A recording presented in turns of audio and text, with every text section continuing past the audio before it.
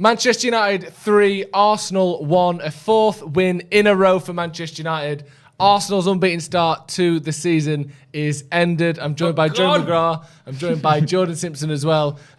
Absolutely massive win for Man United. We said that was just going to be as big as the Liverpool game. Arsenal coming to us, top of the league, giving it all that. Can we silence them? And we did. You know, we're not saying we were miles better than them, but we took our chances better than them. They had good spells and good positive spells as well. Well, we thought, this could be not our day here. We turned things around. Our players stepped up when needed to be. There was individual moments of pure brilliance from so many players. If it's Bruno's pass, unbelievable. Rashford's 2 finishes. Antony with the finish as well. Fred doing wonderful stuff. Martinez and Varane, I know we had a goal that went in. It was inevitable because Arsenal were just pushing us so much. But again, we come away with a win. Yeah. Arsenal defeated at home. It's how it's supposed to be. Fair enough. Absolutely. That is massive though, isn't it? And I think just a little bit, we'll get into the sort of details and the specifics, but just on the magnitude of that win, how Arsenal had started, how we're starting to hear this shit about, I've seen Arsenal fans on Twitter saying we'll go invincible within 3 years and all this stuff. And also where United started the season, 2 embarrassing losses back-to-back, to now be 3 points off the top of the league. Obviously, that is just a massive. Yeah, I'm not talking about us winning the league, but it felt for a moment there a relegation battle was more likely than a top 4 battle. That is a massive win today, isn't it? It's absolutely massive when you think how electric Arsenal have been all season so far. Yeah. You look at how we approached the game. Ten Hag didn't make any changes, and I was one of those fans who was crying out for change in midfield, wanting to see Casemiro, wanting to see stellar changes from the team. Yeah.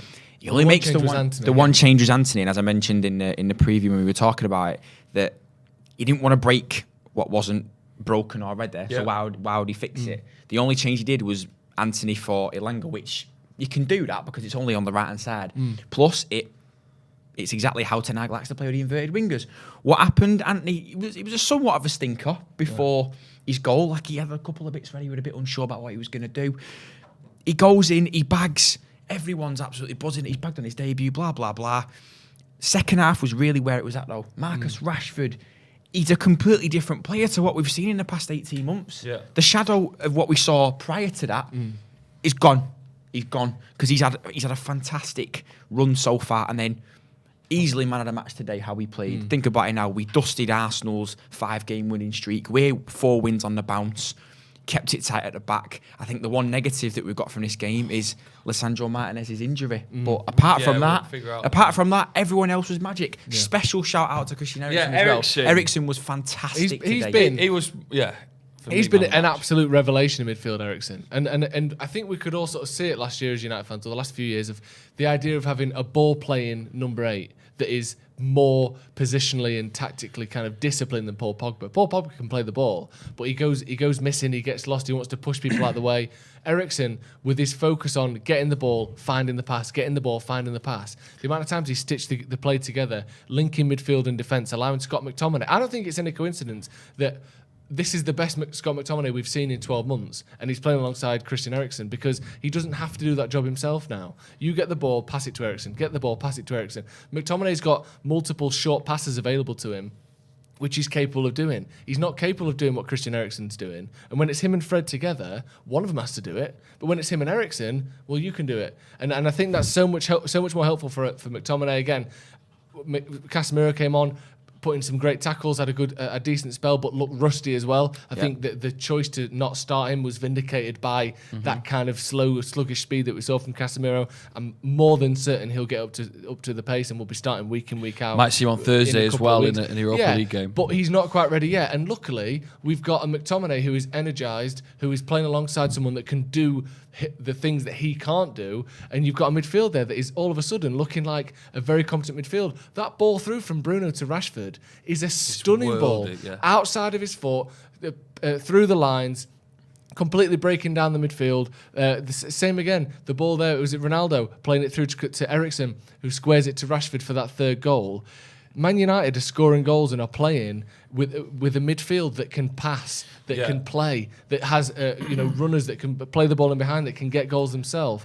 And it's such a breath of fresh air. And this isn't a dig at Fred or McTominay in particular, but the combination of both of them is so sterile and stagnant when you compare it to someone like Christian Eriksen, who was a free transfer. Yeah. He was available to everyone, and yet he's come in and I think made a massive difference to United's midfield. You've got to also give credit to the fact, because we all did this as Manchester United fans, the fact that there was no head loss from Ten Hag of what a rocky start he had to his Manchester United career. Yeah. Those 2 defeats, especially the morale in the dressing room and on the training pitches after that 4-0 to Brentford, for your head to go would have been so easy. Yeah. But now it's the 4 wins on the bounce. His calmness and his knowledge of how good he is as a coach and how good of the players he has is, because we have got good players. Yeah. He kept a calm over everything. And we have bounced back in style by beating Liverpool, 2 away wins, and now beating Arsenal at home. You go on to a Europa League on Thursday and then Crystal Palace the weekend after. You learn as well every single game. I'm glad we scored more than 1 goal today. I'm glad we got 3. Rashford on the score sheet, getting a brace. I don't know if you know what brace means. Getting a brace, and also, I think that's the biggest win from today. That McGrath's figured out what the word brace means. I think Antony. What a way to speak at his debut. He looked like an interesting player. Yeah. Bit shaky. Bit shaky. But he'll go home with a goal on the score sheet. Yeah, and a win as well, more importantly. It was great seeing Antony score, obviously. First game for United, first start for United. Comes in, gets the opening goal. Then we saw Saka get the goal back that, to be honest, Arsenal probably deserved, didn't they? Run a play. They had a lot of pressure, a lot of possession as well. They probably deserved that goal. But after that, it's like Arsenal just... I don't know whether it's because the Villa game where they conceded the equaliser and scored again straight away. It was almost like once they scored their equaliser, they thought, well, it's only us going to win now, and that no matter how hard we press, it's either we'll score or no one scores. It's almost like they forgot that you push too hard. Yeah. We'll just score. And an absolutely ingenious sub to bring Fred on and play him at 10. Because I was the first one to criticise that as well. Yeah, he completely broke up that pressure that they had. They had consistent mounting pressure at Arsenal. And after the goal went in, we bring Fred on and he's stopping that and he's locking it down immediately. He was winning the ball back high up the pitch. But the most important thing was they never had an uninterrupted series of pressure after he came on. And I think that was a brilliant sub to bring him on there, Fred. And it actually made us more potent going forward as well as defensively. This is an Arsenal team that are running in 5 wins on the bounce. They want to win. They want to win this Premier League, as they say. And they're coming to Old Trafford, and they just look like we just had them. I think we had the number. There was spells where we kept our defence tight and locked them out. It could have gone the other way, but it didn't. Yeah. We come away with the 3 points. They now have lost. After they scored the equaliser, it was almost like they just didn't want to press as much. As you said, they were thinking, we'll win this game now. So even if we do press, we'll get the ball back anyway, and we'll just have another chance. But they fell to the downfall of what we did from the first goal that got disallowed for the foul. Because they had nothing in that first 10 minutes, 12 minutes or so. Then they go and hit the counter-attack and he scores straight away. Yeah. We scored 2 brilliant goals off counters because they were quick, they were confident, and the fact that McTominay was actually on it, there wasn't that sort of midfield 2. Again, no disrespect to Fred and McTominay when they played together as a 2, but the attackers knew that they had sort of confidence in them finding the balls from midfield, and that was literally all because Christian Eriksen was in there and he had class to put his head up. He comes out with the assist for the assist and an assist. Yeah, that pass he played to Bruno, where he's got the ball deep, Christian Eriksen, for the first goal, plays it through the lines to Bruno, which was the key and crucial pass in that. Bruno does well, gets fouled, and the ball ends up with Rashford's feet, and he squares it to Antony. It was almost because of the speed of the pass and the speed of the thinking from Eriksen and the vision, it almost sort of felt like a counter-attack, even though it wasn't. Arsenal was set up, we were set up, but that one ball through that just sliced them apart. It was great. Now Bruno, Antony and Rashford are running at them as though it's a counter-attack. It's almost like Ten Hag manages to find a way to force mini counter-attacks in systems, which I think is why Rashford's doing so well. Because, again, that assist for Antony, it felt like a counter-attack, but really it wasn't. We just passed the ball through. Yeah. How Leicester did to United last season, just before Ole got sacked, where we got battered by Leicester. it felt like they were counter-attacking us, but really we were just all over the place and they were passing very directly. It was a similar feeling today, but obviously United doing it for once. This isn't. If injuries keep and we can keep a nice defence like we got by... Malacia grew into the game a bit, by the way. He had a shaky... Like, by the last 20 minutes, you're, go on, Malacia. Yeah. This isn't the same team that got beat 4-0 weeks ago. This is a completely different Man United, and people will come to United if they still think... I feel like Arsenal came to us thinking they're the Man United that got beat 4-0. We're not. That was their mistake today. They underestimated us because of just how much Ten Hag has changed that team that got slaughtered into a completely different outlook on our United play. And if teams want to come to us thinking that they can do a Brentford, fine, we'll have them. Yeah. I think the most impressive thing is that we saw 3 of his summer signings all started in the same sort of triangle when you think Eriksen's on the left of the midfield too, Malacia and Martinez, and they look so comfortable together. They've all come in from 3 different teams and they've come in and slotted together like they've been playing together for time. Yeah. That on top of Antony, who will grow into the league, obviously. He did look shaky in every essence until his goal. But he must be instilling some sort of confidence in that team where they think, actually, you can play together. You're not this disjointed team that you were 12 months ago, even less than that. Last season in the Premier League, especially in the first 2 games even as well. You're not that team. You've actually got quality. Just believe in yourself when you go for it, and they reap the rewards. Yeah. It was a fantastic performance. And finally, as well, it looks as though that United have a tactical kind of bedrock that I think we're still trying to understand it. We're 6 games into the season, 4 wins doesn't change that, but there seems to be a tactical foundation to this team and to Ten Hag's way of playing that. Even when you're struggling, even when it's not all flowing, it's not out and out attacking football. There's an understanding of here's what we do when we're defending. Here's how we can still be a danger going forward, even when Arsenal have got all the ball. And the fact that we managed to do that today was brilliant. We've got a few super chats. AO says voice is gone, dancing around the living room. This is more like it. This is exactly like it, if you ask me. Jason McMillan says, can the whingy kids stop whining about McTominay now? And Eriksen is the best Manchester United midfielder since Carrick. I think McTominay's still got a while to go before he, convinces everyone, but he's had a good few games. Jason K says, we've been saying, let's see Arsenal play against a good team. Antony, huge debut goal. Rashford, top form, and a new team spirit up the Reds. Midtoker Marius says, damn it, I'm starting to hope again. I'm scared. James Stewart, so happy for Rashford. He needed that up the sloppers. Connor Palmer says, I know we say a lot about Ronaldo not being a Ten Hag player. I thought he was superb when he came on and a part in the second goal and the third, I think. Ronaldo was superb. I don't think he was superb. I think he was a 5 out of 10. Yeah? I don't think he was superb. He was all right. He was all right. Yeah, he was all right. Yeah. He gave the ball away a couple of times. He got frustrated with Fred. He made the runs. If Fred plays him in, if Fred plays him in there, he bags. If the Bruno pass doesn't go, it doesn't hit Gabriel, he bags. So, yeah, I can understand why he's frustrated because he just saw us put 3 past him and he's gone, right, I can get one here now and get my season started and go, actually, I can start games. So I can understand his frustration, but he is going to be frustrated. He's not starting games for United.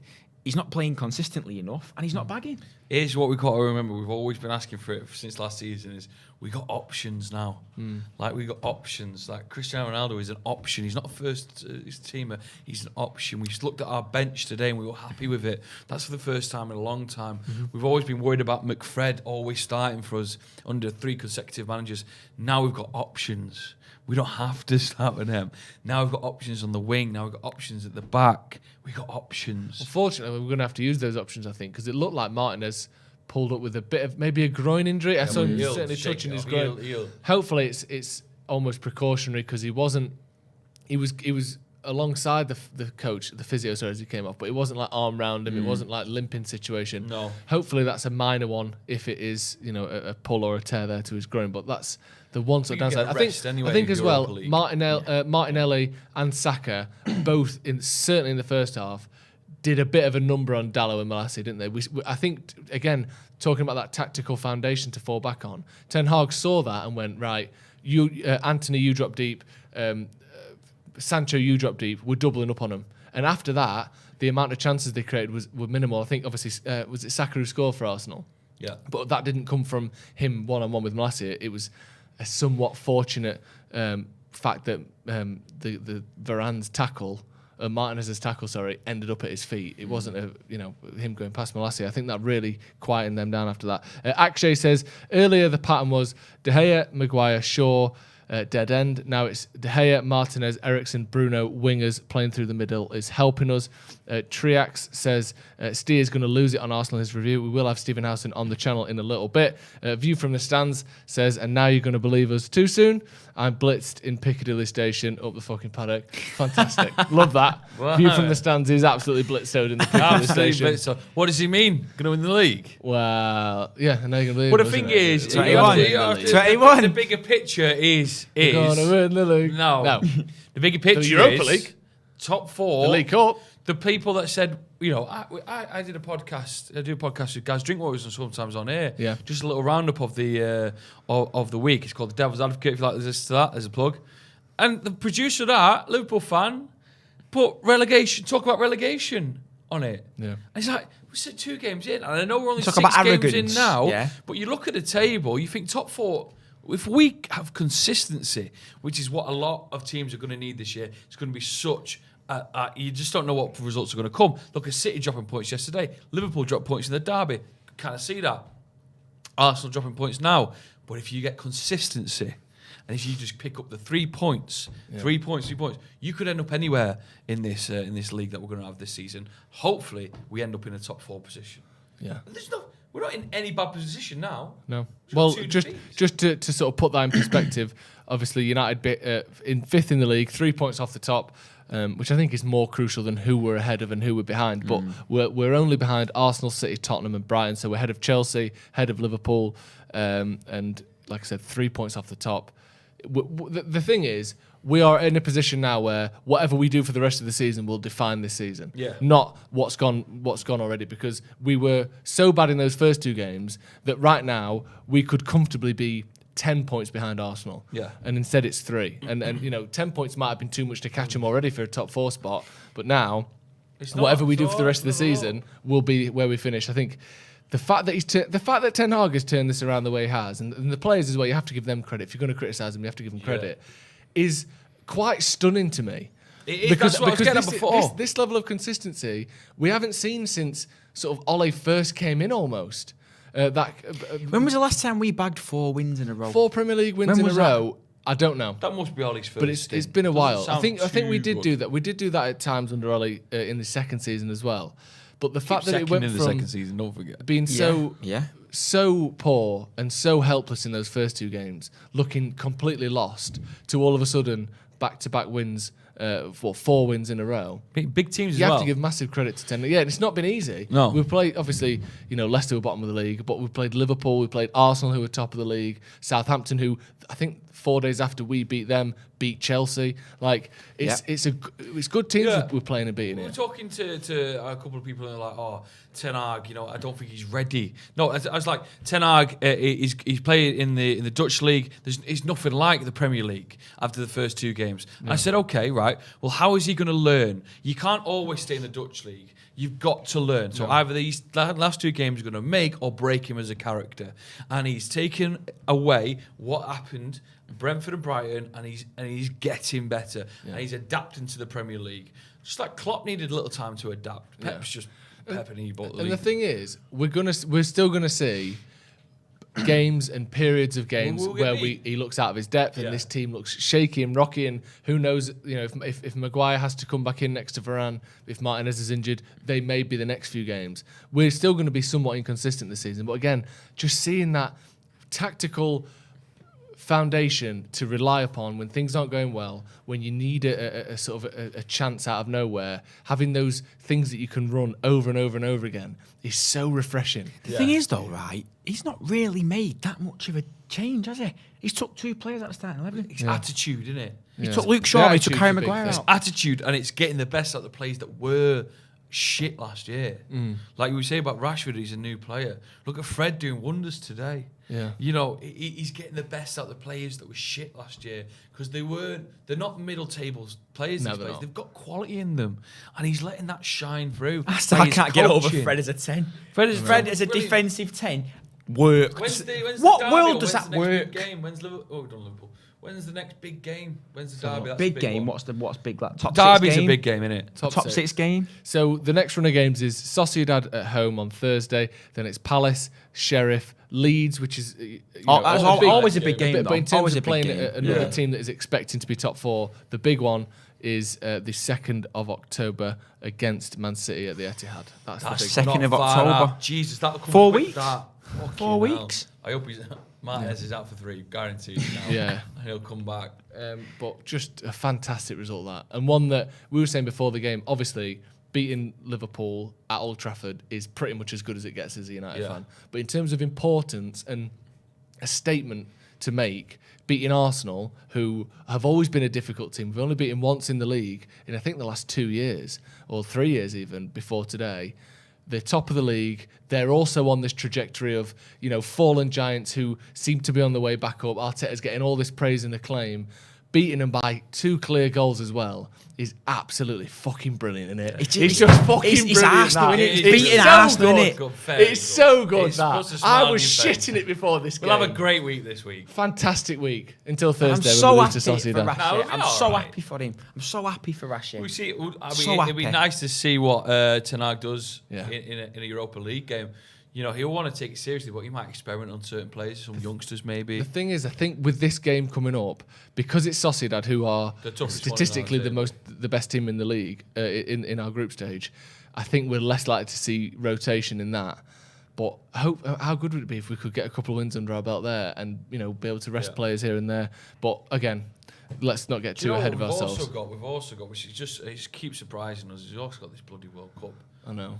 Like, I can't even fact. It's a I don't know how curveball, to isn't it? factor We were that planning in. a little bit of a live show for the podcast me and Joe do, and I was like, "Oh, can you do it?" Because it's going to be December. Oh, can you do it when United are on? Can you do it when United are on? I thought, yeah, of course I can. There's no games, is there? It's World Cup. That's something that going it's forward gonna is going to be throw an us. absolutely mad football thing to Throw deal us. with. But let's not get, like I said, let's not We'll get be too top of the league by ahead then of in that little ourselves. Johnny Knapp, before we go, says PL piss Johnny take tomorrow. McCullough promised if we won. Yeah, I think it was time to return Premier League piss take to the airwaves, isn't it? Thank you, Jordan, for coming on. Thank you, Joe McGrath, as Thank well. you. Thank you so much. Manchester United 3, Arsenal 1. Is Ten Hag better than Arteta? He was today, wasn't he? Right, that's going to be all from us. Please subscribe if you haven't already. And we'll see you in a bit.